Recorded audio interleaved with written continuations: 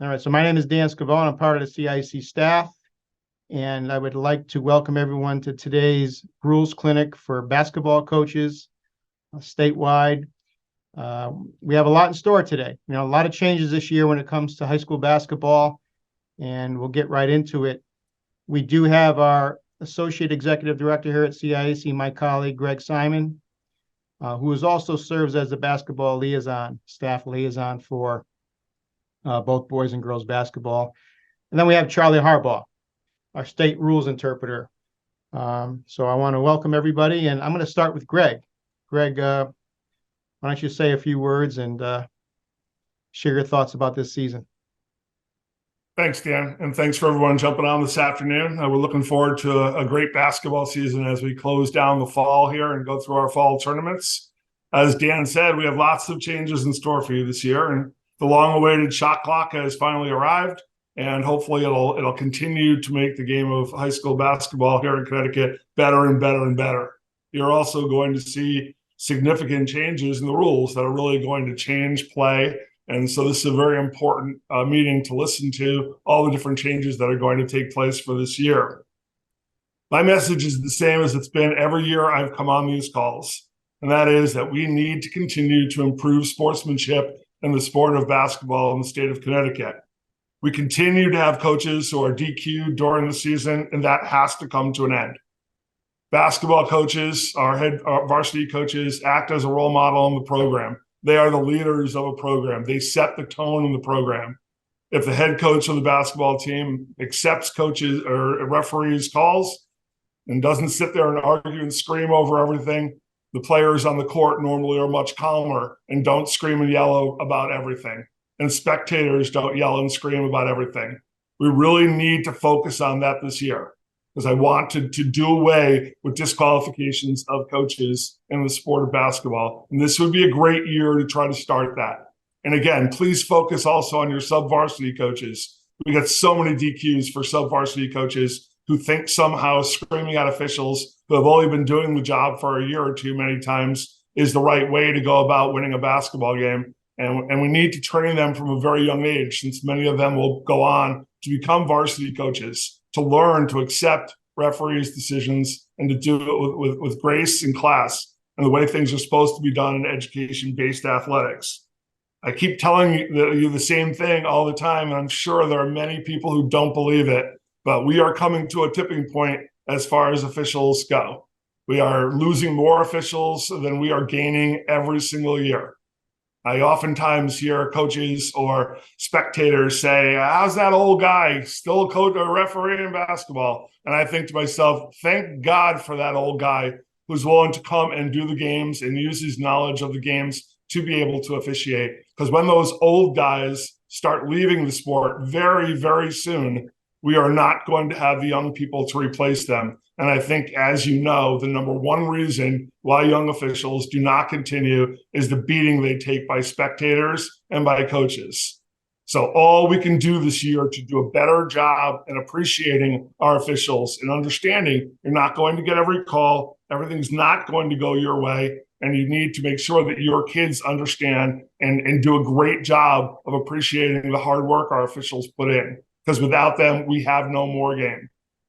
The biggest change you'll see from us this year will be a change that came from the Connecticut High School Coaches Association. The late Joe Canzanella and his committee put forward a request to have a tick of the clock for any student athlete who gets a technical foul out on the court, similar to what soccer has been doing for years, with a yellow card coming off the field. We think it's a great opportunity for student athletes to step off the court, take a breath, for you to have an opportunity to speak with them about what happened out on the court before they resume playing, and perhaps get that second technical foul and a disqualification. Basketball is a wonderful sport, and we are looking forward to starting our season at Mohegan Sun with a Zucchini Classic on December 14th and ending our season at Mohegan Sun. And we'd love to make this the best season we've had. Thanks, Dan. Great message, Greg. Thank you very much. I'm going to start with Charlie now, and then if we have any questions, particularly about the shot clock, we can do that in conclusion. But for now, I'd like to turn it over to Charlie Harbaugh, our state and rules interpreter. And I'd like to thank Charlie and our other local interpreters for such great documents they put together this year, not only on the sit a ticket a clock, but our shot clock implementation. So thank you, Charlie. I'll turn it over to you. Thanks, Dan. Thanks, Greg. So I talked to, just to, jump on what Greg was saying, I talked to young players, whether they're in college or high school, from around the state, and I asked them about becoming officials, and almost all to a T from each one of them, they're like, "What, are you kidding me? I see how you get yelled at in the games. I don't need that." And I try to work my way through it, and I know all the other interpreters and anybody else who's involved with officiating try to get through that as well. So, it would be nice if we could have more conversations than yelling at each other. So, a couple of announcements. Well, here's our agenda first. We got a couple of announcements, and then we'll do the rules clarifications and POE. And then I got a news flash, and then I'll do the chat questions if we have time at the end. This presentation is being recorded and will be posted on the boys and girls basketball pages of the CIAC website. Shot clock information and protocol is posted on the boys and girls basketball pages of the CIAC website, as well as the sit a tick document, which I'll get into a little bit later. Any questions that you have today, put it in the chat feature, and I'll address them as best I can at the end, time permitting. And any questions that you have during the season should be directed to your local IBO board interpreter. So the rules changes, of which this year's probably the most rules changes in the last 25 years. Just this is about all I'm going to do about the shot clock right now. The operator needs to be located at the scores table, preferably sitting next to the timer. That way we know who's doing the shot clock, and we can address any timing issues during the course of the game. Now, uniforms. Teammates can wear multiple styles of uniform bottoms, including shorts, skirts, or pants, so long as they are light colored. Not all team members need to wear the same style either. As you can see in the picture there, the play pick, we got one person wearing shorts, one person wearing long pants, and one person wearing a skirt. All styles, though, must meet the uniform requirements for visible manufacturers, logos, and trademarks. One on the uniform, inch and a quarter or inch and a half. I don't remember the exact size, square. Oops. If the visiting team is wearing undershirts with their dark jerseys, this year you can wear black as well. A single solid color similar to the torso of the jersey, or you can wear solid black. However, everybody needs to do the same thing. They're either going to wear red, as in this pick, or black. You can't have one player wearing black and one player wearing red, and so on and so forth. Okay. So if players are going to wear undershirts, they need to be all the same color, which is the predominant color of the uniform jersey, or black. And that's for your away jerseys. Your home jerseys still the same. You need to wear white with your home jerseys. Here's a big change. I've talked to a lot of different coaches about this, and I've had a lot of different opinions about it. So we're going to be doing 2 free throws at the 5th team foul in each quarter, instead of at 7 doing 1 and 1, and at 10 doing 2. When we get to the 5th foul in each quarter, we're going to shoot 2 free throws for each foul thereafter. And then at the end of the first quarter, if both teams had 6 fouls, at the end of the first quarter, we'll reset to 0. And once we get to 5, we'll start shooting 2 again.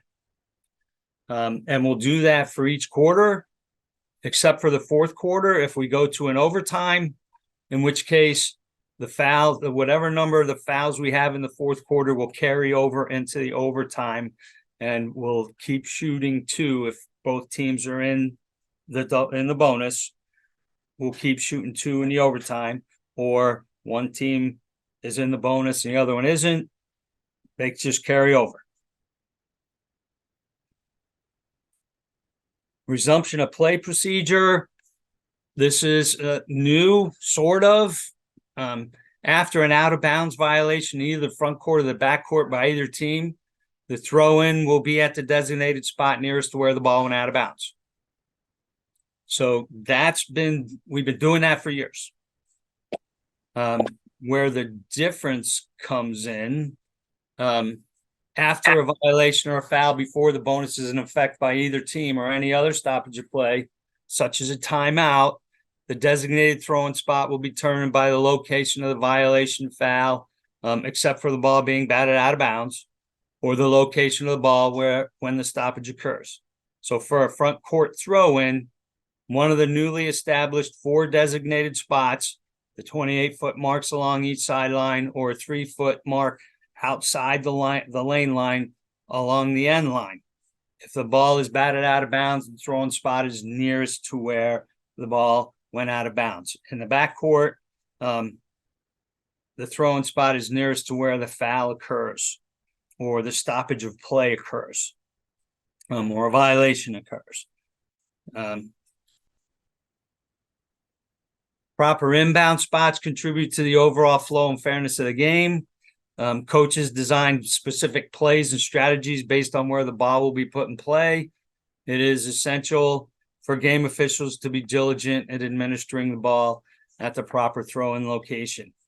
And again, anytime the ball goes out of bounds, it goes to the nearest spot to where the ball went out of bounds.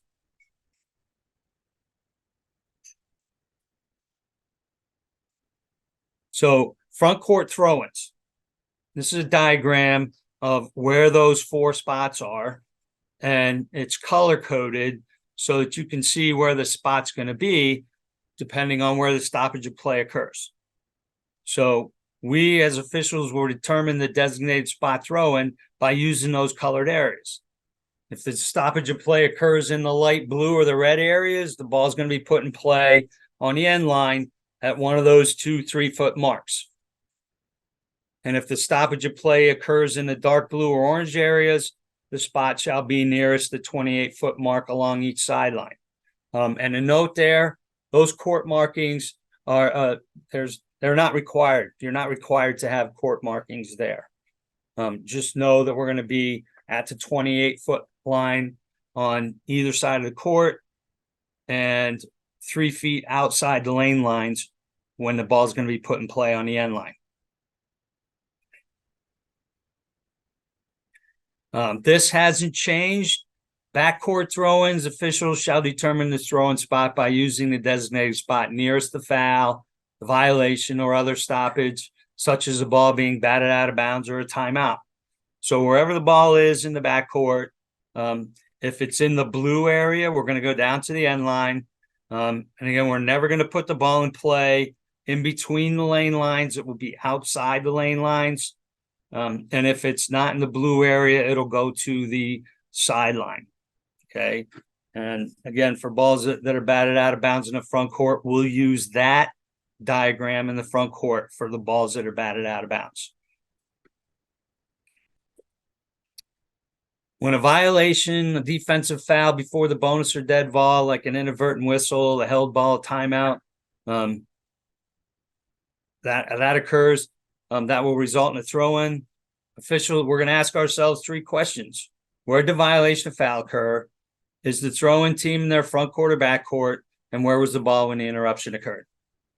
And then again, we'll use those spots to put the ball in play. Now, here's a big determining factor. When a team will gain or retain possession in its front court, play will resume with a throw-in from one of the 4 designated front court spots. And I have an example of a play that demonstrates that. So team A has a throw-in in their backcourt on the sideline below the free throw line extended. The throw-in goes out of bounds without being touched. This is a throw-in violation, not an out-of-bounds violation. So team B will gain a throw-in in its front court, and the throw-in spot will result at the nearest 28-foot mark or the nearest 3-foot mark, because team B is going to gain possession in the front court.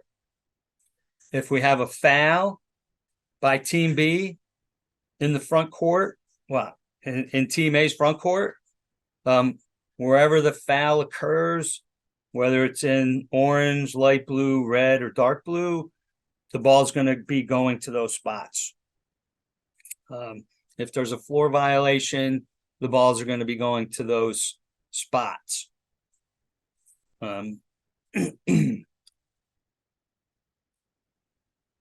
When a team will gain or retain possession in its backcourt after a violation, foul prior to the bonus or stoppage of play, play will resume with a throw-in at either the designated spot nearest to where the ball was located at the point of interruption, or the designated spot nearest to where the foul or violation occurred. Okay, so we'll use what we've used for years in the backcourt. Another play. Let me go back for a second. So let's say player A1 has the ball out in the orange area, and A2 and B2 are on the block on the same side, and we have a double foul on A2 and B2. We're going to put the ball in play at where the point of interruption, where the ball was at the point of interruption. So we would go over to spot number 1 in that situation.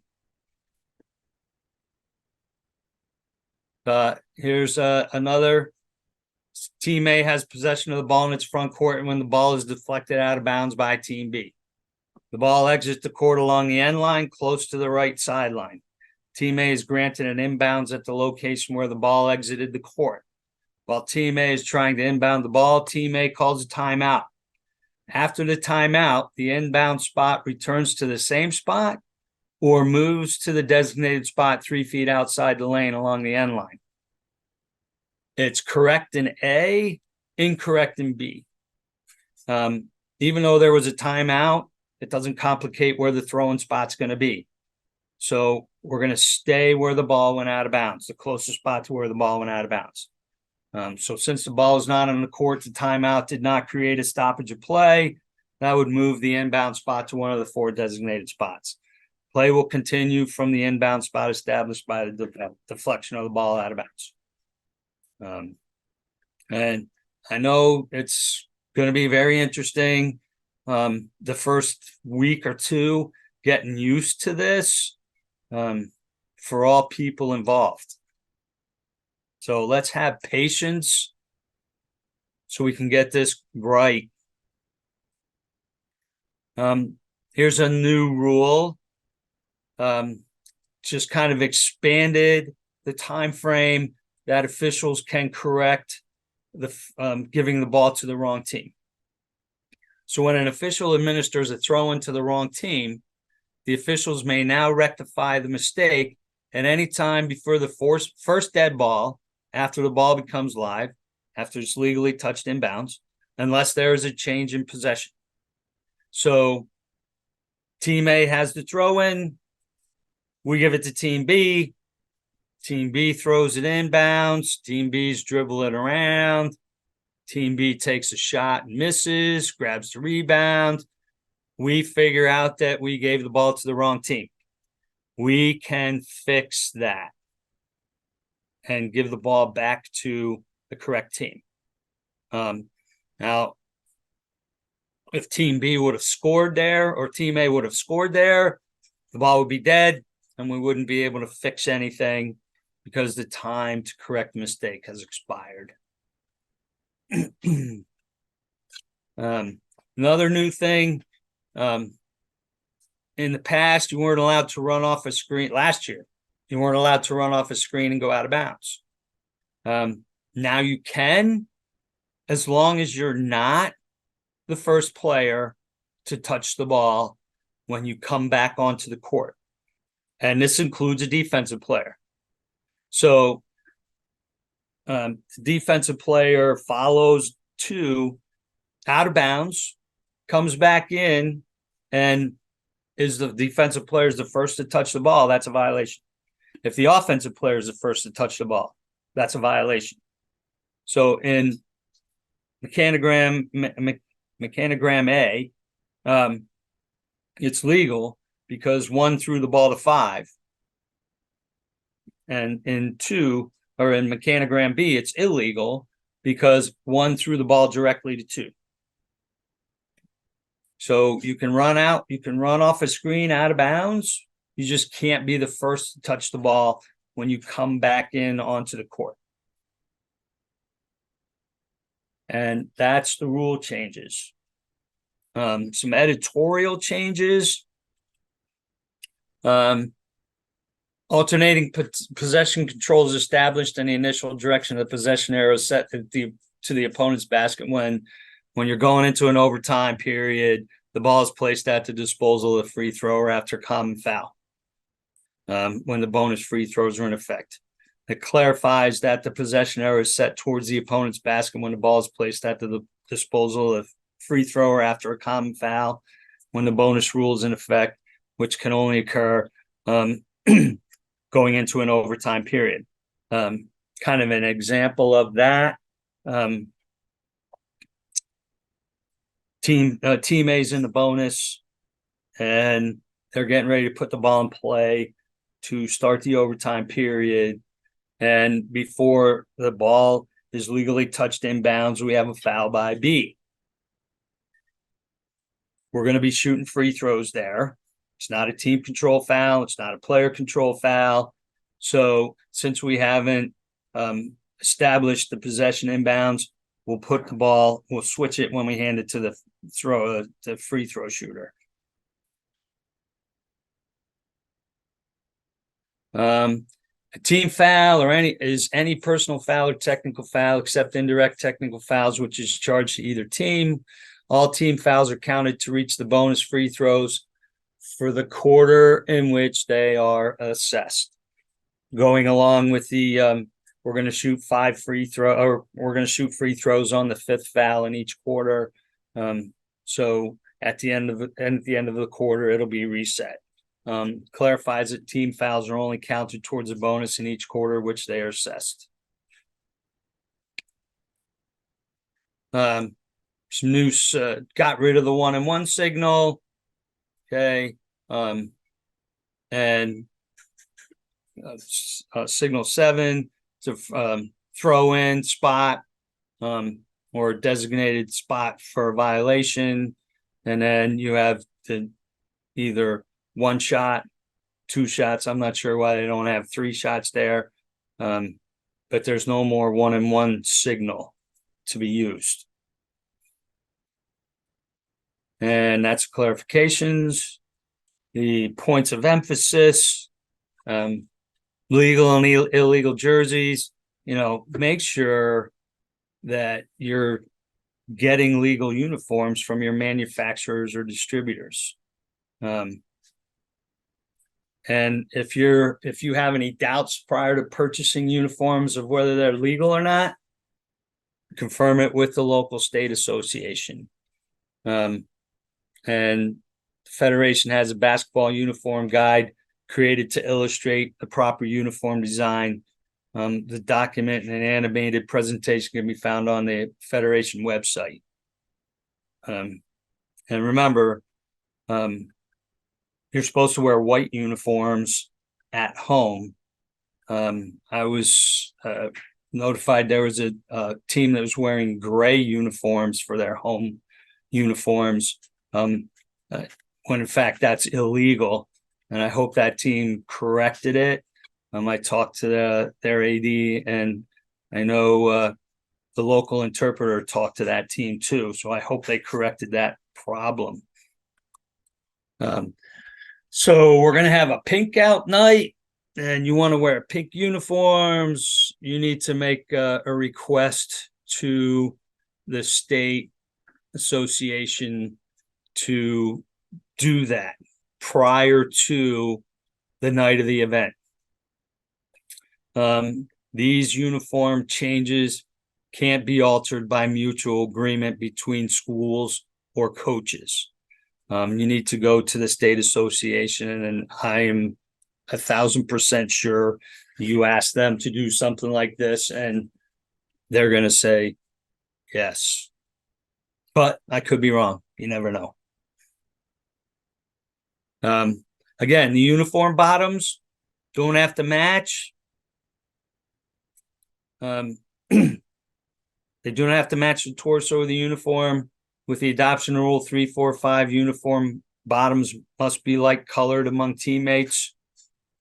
Bottom style may differ for every player, but the color must be the same.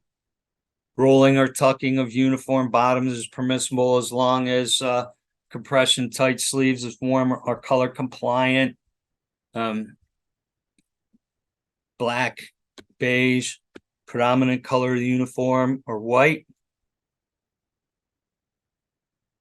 Again, undershirts, if worn by the home team, shall be white. Hems not have any frayed or ragged edges, and if they have sleeves, they shall be the same length. Undershirts, if worn by the visiting team, must be a single solid color similar to the torso of the jersey, or solid black, and meet all the other requirements that were listed above. Team members may wear either the single solid color or black, but not both. Arm sleeves, knee sleeves, lower leg sleeves, compression shorts, tights, they're all permissible. Colors are black, white, beige, or the predominant color of the uniform. Anything worn on the arm or leg is a sleeve, except the knee brace, and shall meet the color restrictions. Again, sleeves, tights, compression shorts shall be black, white, beige, or the predominant color of the jersey, and the same color shall be worn by teammates. All sleeves, tights, and compression shorts shall be the same solid color and shall be the same color as any headband or wristband.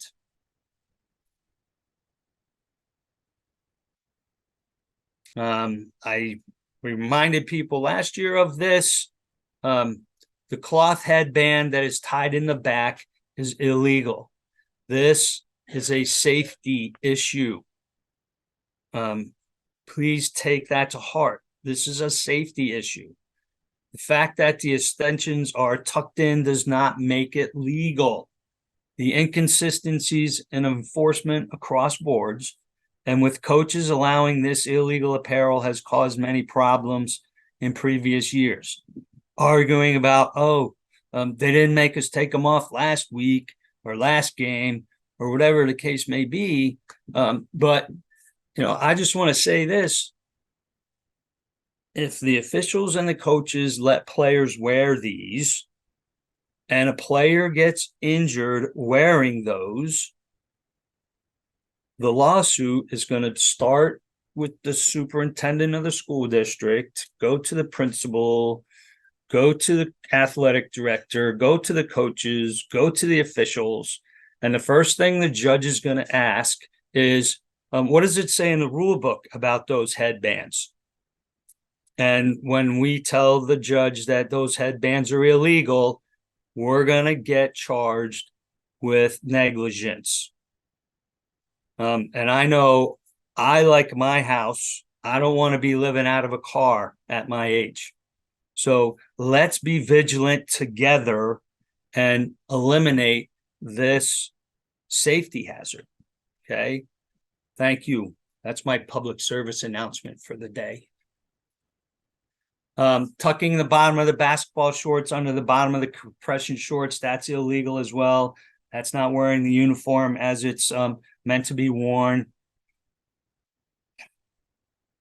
Any of these types of things, if we see them in warm-ups, we are to address them with you, the head coach, not the player. Bench decorum.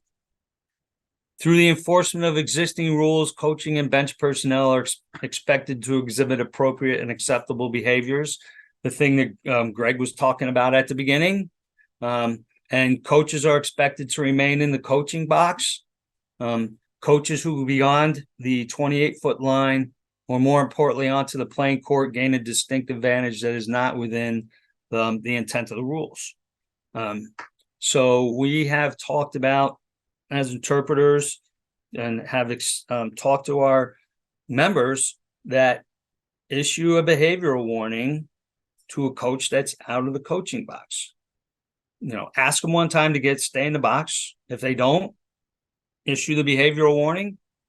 Once the behavioral warning is issued, you come out of the box again, that's a technical foul. So start staying in the box, please.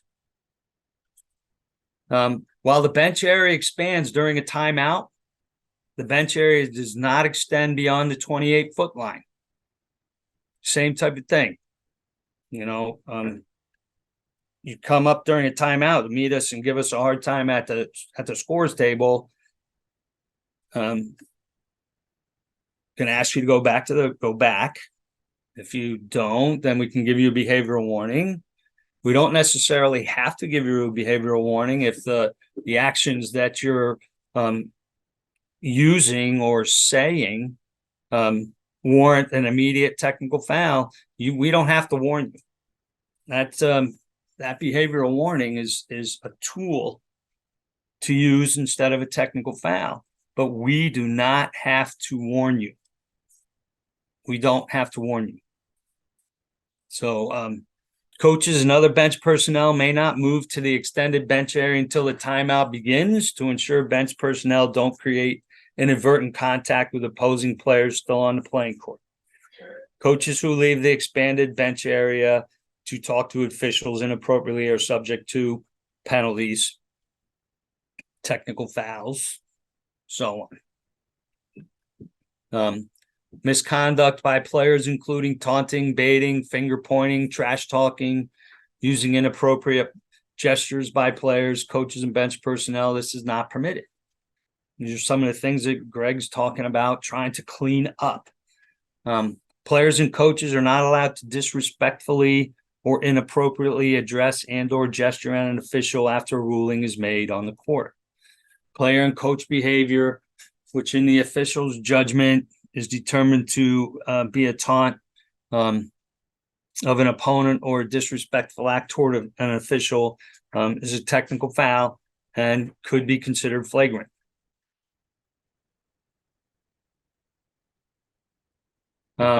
Assistant coaches are not authorized to approach the scorer's table at any time.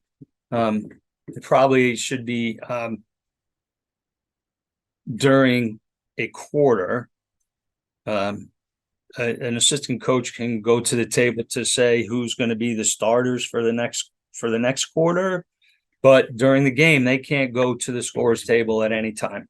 The head coach is permitted to go to the scorer's table to request a 60-second timeout to confer with personnel regarding a correctable error, or to prevent or rectify a timing or scoring mistake or error, or an alternating possession mistake. And if the coach is correct and the error, timing mistake, scoring mistake, alternating possession mistake is corrected, the coach is not charged with timeout. If it's not corrected, if the coach was wrong, then the coach is charged a 60-second timeout. Newsflash. Greg was talking about the new CIAC player technical foul sit-a-tick. There's a document on the CIAC website, I believe, that talks about this, very similar to what I'm going to show you now. Pursuant to the approval of the CIAC Boys and Basketball Committees, beginning this year, the player that receives a technical foul will be directed to leave the game. The administration of this CIAC policy will be modeled after Rule 334, which states in part that a player directed to leave the game. I don't know why that's doing that. A player directed to leave the game shall not re-enter before the next opportunity to substitute after the clock has started properly following the player's replacement. So similar to A1 comes in to replace A6. A6 can't come back in the game until time runs off the clock. Now, if a quarter ends, then A6 can come back in. So in other words, a player that receives a technical foul must leave the game and cannot return until the time is run off the clock. And the coach will have the normal 15 seconds to replace that player that's been directed to leave the game. Now, there's some differences to what I just described about a regular substitution to this sit-a-tick policy. And here's a few examples. After a player is directed to leave a game for receiving a technical foul, a timeout does not nullify the penalty of sitting the tick for a player.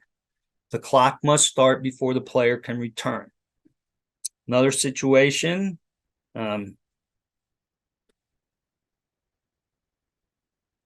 if the player receives a technical foul prior to or during the dead ball period that an injured player is being attended to, the time it takes for the injured player to be safely removed from the playing court does not nullify the penalty of sitting a tick for that player. The clock must start before the player can return. Sometimes you have an injured player, and if you want to keep that player in the game, you need to get them ready. You want to burn a timeout to try and keep them in the game. That player who got the technical foul can't come back in after that timeout.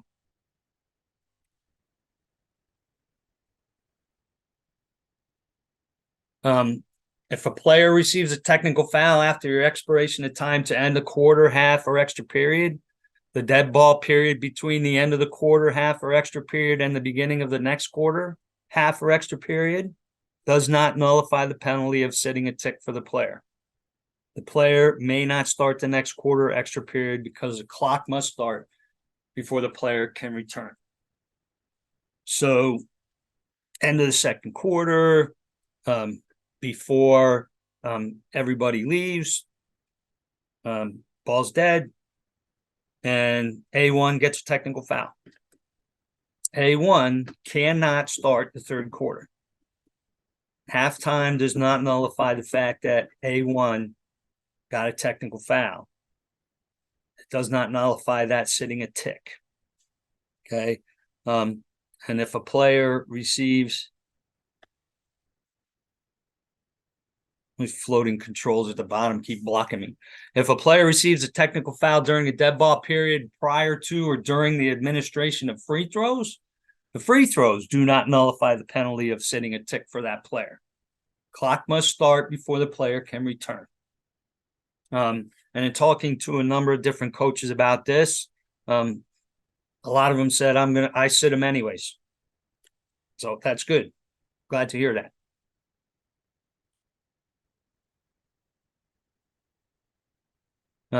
That's it. What questions do you have?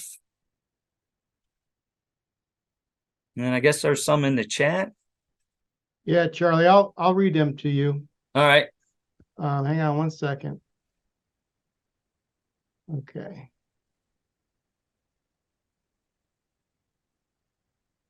All right, the first question.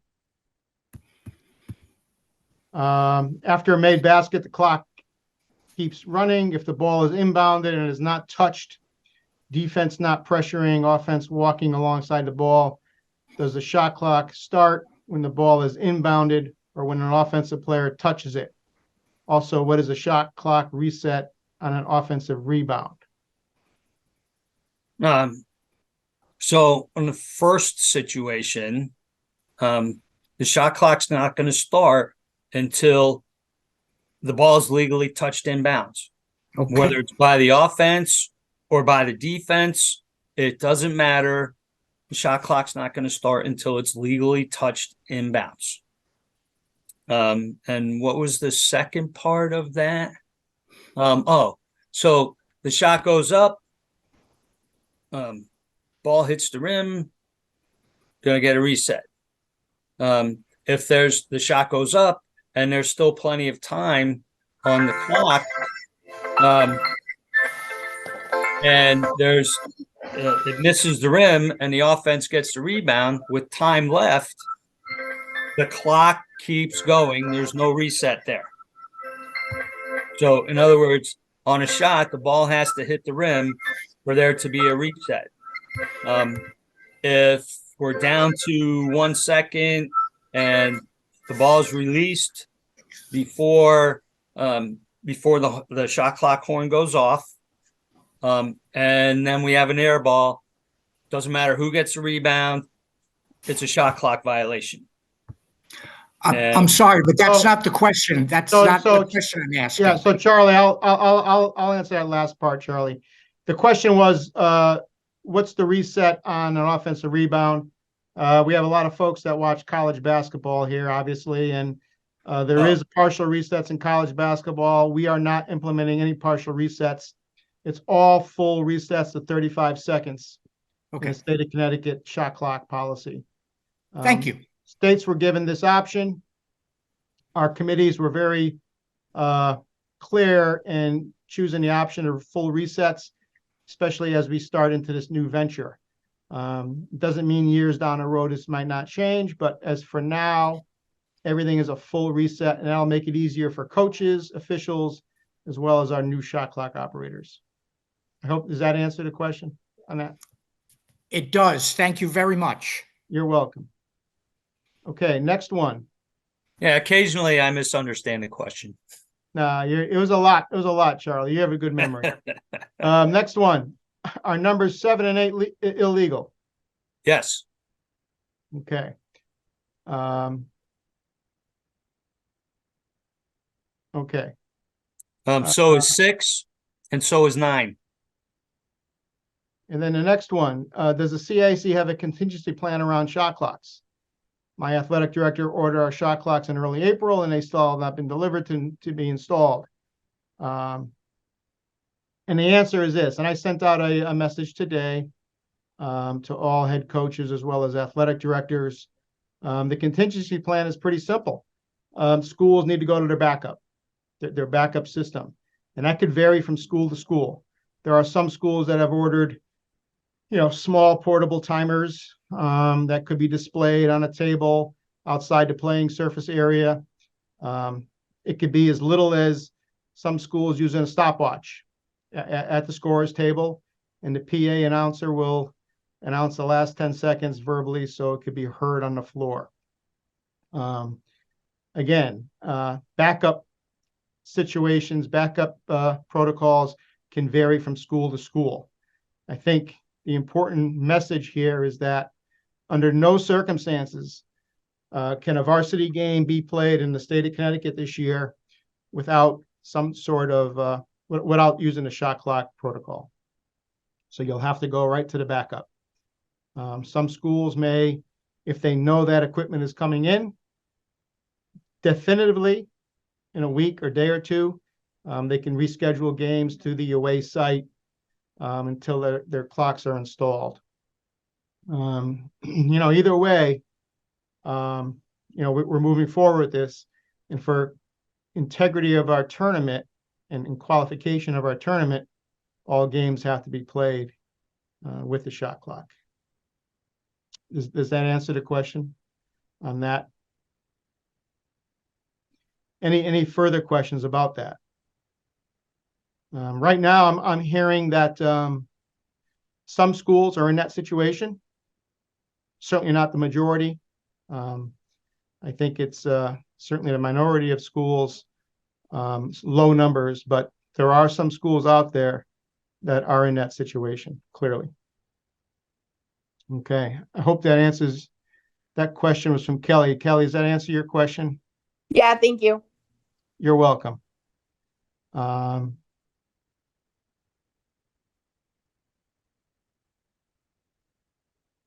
Okay. Is a player inbounding the ball able to take a handoff, or are they considered out of bounds first touch? Player inbounding the ball able to take a handoff, or are they considered out of bounds first touch?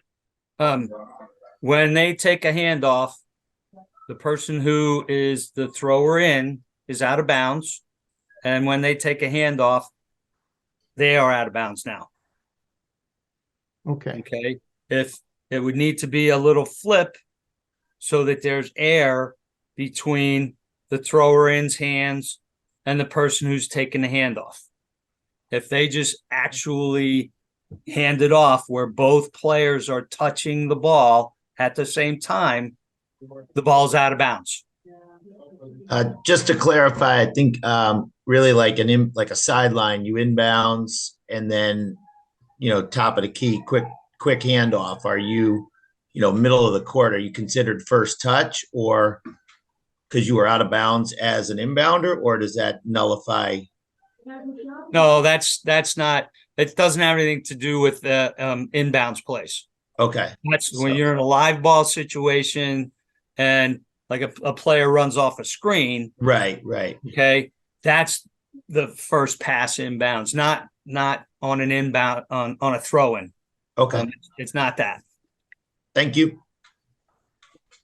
Okay, and then Ken's question, what is the reset time? And I think I answered that. It is a full 35 seconds on every situation where there's a reset. Yeah, you did. You answered it. Okay, Kenny, thank you. Please discuss the Euro step and the rule and inconsistency between officials. The rule is step and a half. So if I step to my right and I pick up my dribble with my right foot on the floor, and then I step to my left and pick up my right foot, my next move has to be up through to shoot. I can't put my right foot back down. As far as discussing inconsistency between officials, if I was able to eliminate inconsistencies between officials, I'd be flying around the country making $50,000 for a half an hour speech. All we can do is present the information to officials and hope that they intend to become better and study it more to get better at it. Next question from Mike Coleman. Can you please clarify if tucking the uniform shorts under the compression shorts illegal or not? Illegal. That's not the way the uniforms are designed to be worn. From Todd Dean, if a player passes the ball and it hits the rim, am I correct in that it will not be a reset on the shot clock? That's a real good question. And you are correct, Todd.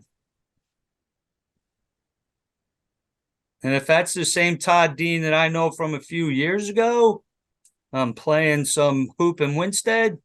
Hi, Todd.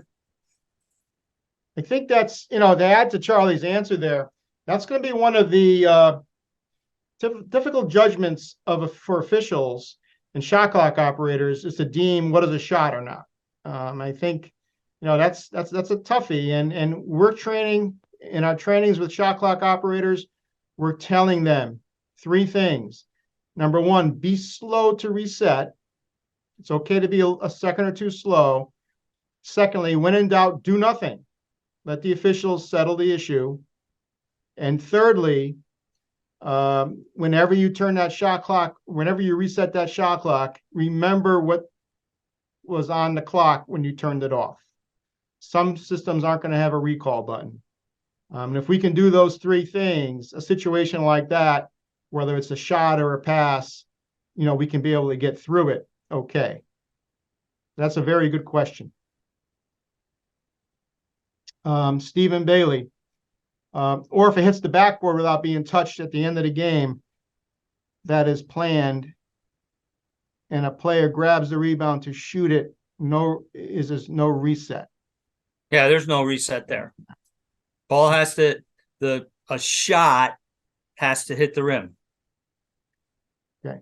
And the way, if I'm correct in the way I'm reading that, that's a pass, an intentional pass off the backboard.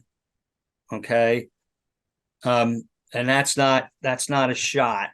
So if that hit the rim, same deal, there would not be no reset. Great. And I think that's it. That's all the questions. Those are great questions. I really applaud our coaches on this call. Those are excellent questions. So thank you for those. One more just popped in from John Carroll. On a free throw, does the clock reset? I believe if the offensive team gets the rebound, there should be no reset and should continue from the time of the shooting the foul occurred. On a free throw? So there's got to be some type of foul in order to be able to get those free throws, and the clock is reset to 35 seconds on any type of foul. Correct. And then it would, as soon as there's possession off the rebound, it would start. We got to clarify that as well with everyone on the line. Charlie made a good point before. When the ball is being inbounds, the clock, the shot clock will start on a touch. And officials this year, you're not going to see the 10-second hand mechanic backcourt violation count using their arm swing. Officials are going to be using the clock. And the only time they're not going to be using that clock is if the inbounds takes place, under when the shot clock is off. They'll have to use their arm count. And Keith's question there is: there's still 10 seconds in the backcourt? Yes. Again, officials will be looking at the clock. Does the shot reset on the kickball, Charlie? To 35. Yeah, we wanted to make it easy for this first year. If the committees next year, once everybody's familiar with the use of the shot clock operators are better and have a season under their belts, that next year, if the boys and girls committees want to institute having the reset back to 25 seconds or 20 seconds, we can do that next year, but everything's reset to 35 seconds this year, just to make it easy and for everybody to get used to it. Yes, thank you. And the most common question I get, just going back to the question about, is there a 10-second backcourt count? And yes, there is. But another question I get is very common is, what about the 5-second closely guarded count? We see in college basketball, it's eliminated with dribbling the ball, closely guarded while dribbling, simply because there is a shot clock. And you're not really helping your team status by dribbling around because you do have a shot clock in place. As of right now, the Federation has not changed that rule. The Federation has received proposals on that rule in the past, even prior to approving shot clocks for states to use. My expectation in talking to the sport administrator at the Federation is that these proposals will continue, especially as more and more states implement the shot clock. Therefore, that is one rule possibly that I could see changing down the road, where you might not have a 5-second closely guarded count while dribbling. I think it'll always be in place, obviously, while holding the ball. But as of right now, the 5-second closely guarded count, dribbling or holding, is still in effect.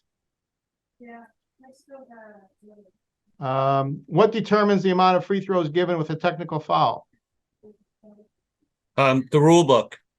All technical fouls are 2 shots plus the ball at the division line opposite the scorer's table. And Muhammad had a question here, use of full timeout versus 60-second. I'm not clear on what he's asking. Yeah, that's one of those, like, try and tell officials that, it's a 60-second timeout. It's not a full timeout. It's 60 seconds. And, like, sometimes you can talk to players until you're blue in the face and they're not going to do what you ask them to do. And I can talk to officials until I'm blue in the face, asking them to say 60-second timeout, not full. And they're still going to say that it's a full timeout. I'm not sure why, but, all we can do is ask them to do it the right way. And that's about all we can do. But it's full timeout. If somebody says it, that means 60-second timeout, but they're not supposed to say that. And Charlie, as a rule interpreter, I'm sure you also, until you're blue in the face, some officials will have the arm mechanic of a double foul versus the 60-second timeout. Right. It should be open palm and not closed fist. That's correct. Okay. I think we're at the end of the questions here. Anybody have any last questions before I close? Okay, I just want to close with some of the comments too on the shot clock as we move into this this new phenomenon. And I want to thank Charlie for his expertise tonight. He's just a wonderful state interpreter. He's surrounded by excellent local interpreters, and they did an inordinate amount of work this year preparing us for this season. So thank you, Charlie. And, not only are you a good interpreter, but you're an excellent official. In terms of the shot clock, we've had, I think, 5 total or 6 total trainings, different parts of the state. Started out in the ECC, out Ledyard High School. Actually, the first one was in Norwalk High School with the CAS-CIAC back in September. And then we moved to the ECC at Ledyard High School.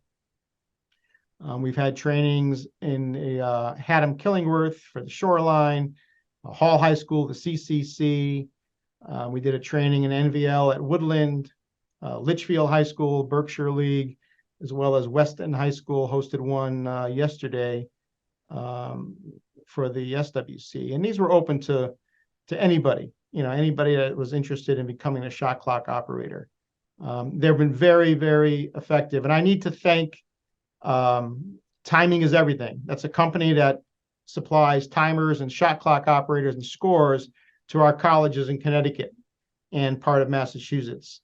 And Dave Bolin and Steve Kirk, who head this Timing is Everything company, we're really, really grateful to them. They volunteered a lot of their staff to come out to these trainings and work with our shot clock operators, our coaches, and all in attendance. And they did it at no cost. So, I salute them for all their efforts.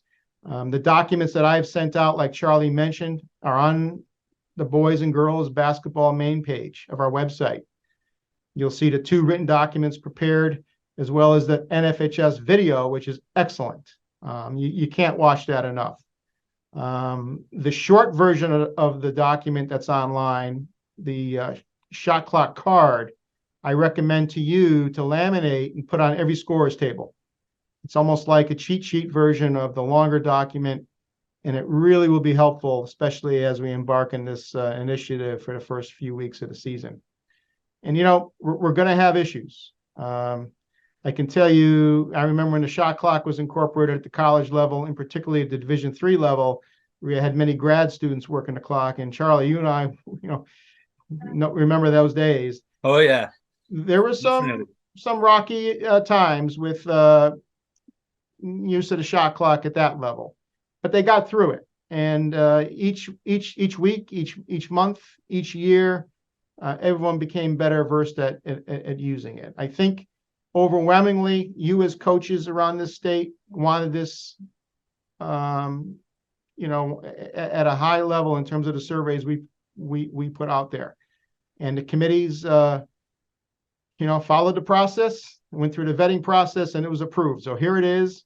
I think most of you felt that the game would be better served, especially at the end of the game. So we all have to work together to make this work. And again, we're just looking for the cooperation of everybody involved here to get this off the ground. I think there's close to 30 states now incorporating this since the Federation allowed it. So, it is something that's going to become more and more prevalent throughout the country. Any last remaining questions? All right. Well, everybody have a great afternoon. Have a happy Thanksgiving, and as well as the start to the year. We're almost there, and all the best to everybody as we start this season. Happy Thanksgiving, guys. Good luck, everybody. Have a great season. Thanks, guys.